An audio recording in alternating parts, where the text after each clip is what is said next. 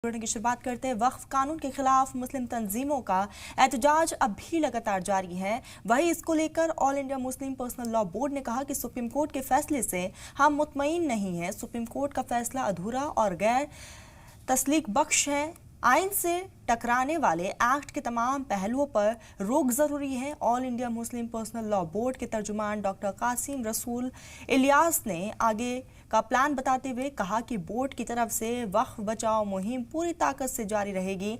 1 सितंबर 2025 को शुरू होने वाली मुहिम के दूसरे मरहले में धरना, एहतजाज, वक्फ मार्च, मेमोरेंडम, क़यादत की गिरफ्तारियां और गोलमेज बैठकें, सर्वधर्म सम्मेलन और प्रेस कॉन्फ्रेंस शामिल हैं। आपको बताते चले कि मुल्क गैर एहतजाजी मुजाहरे और 16 नवंबर 2025 को दिल्ली के रामलीला मैदान में एक अजीम शान रैली के साथ इख्तिताम पजीर होगा, जिसमें सभी मजहब के लोग शिरकत करेंगे।